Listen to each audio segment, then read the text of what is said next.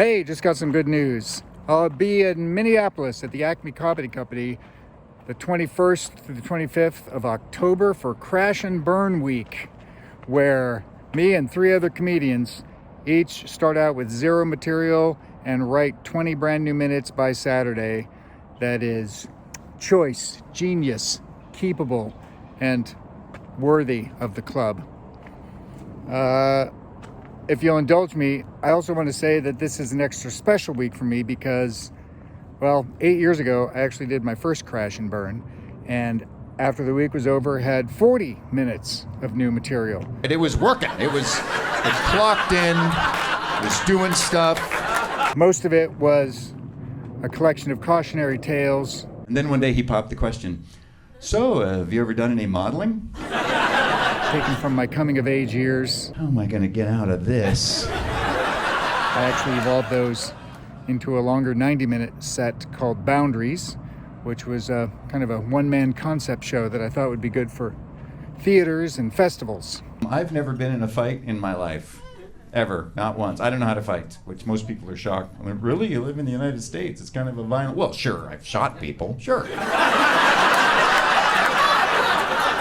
And some reviews came in, and things are going well, and then, unfortunately, COVID hit. Hi, my dad is a comedian, and because of the pandemic, he hasn't been able to work so much. Yeah, thank you for your lack of interest. I spent most of my COVID time illustrating a children's book, which then my daughter helped me promote. So, I thought it would be a good idea to take one of his routines that he does on stage, Hanging onto the wings, face kind of bouncing on the feathers. and turn it into a children's book. Super! And so he did. Brilliant! His book is called How to Ride an Ostrich. True story. Then, as the world began to normalize after COVID, Russia invaded Ukraine. Kyiv on the verge of an all-out assault. Now, I heard a story that one of the inadvertent consequences of this invasion was a Ukrainian language comedy scene boomed across the country. And this is streets of comedy because there is stand-up club, there is one stand-up club else, Yeah? and one stand-up club else later Okay. on this street. That's incredible. Yeah. So I packed up some camera gear and flew to Ukraine to shoot a documentary about what was going on. Ти з камерою, блядь, ти знімав цей прикол? Ти знімав це? Where are you from? Speak English, блядь, Deutschland. United States. United States, hello, thank you for the support, блядь, красава. I love America. Trump, so good, блядь. Ой, Trump. No! Met some incredible people, heard some inspiring stories, and really just wanted to give the young comics there Hi, I am Bogdan Boyarin from Kyiv.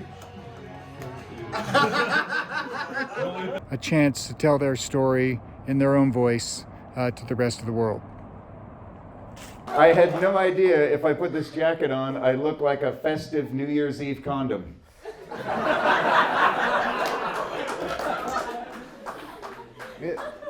I don't even need to translate it. They get it. They get it. Unfortunately, during that project, I suffered a rather massive health collapse. Yeah, my heart started beating all crazy. I couldn't swallow, found it difficult to talk. My brain kept forgetting to tell me to breathe. It's been about 2 years on the sofa or in bed, which doesn't sound all that bad, but it is when you're kind of forced into that situation.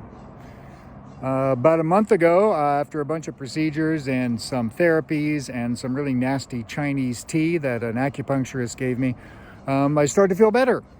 So I was just thinking about last week, maybe I should start trying to book some comedy shows again and see if I can pull that off. And ring, ring, Acme Comedy Company calls, and I'm coming back to Minneapolis to do another Crash and Burn. Very excited. The timing is perfect. I cannot wait. So I welcome you all to come and join us.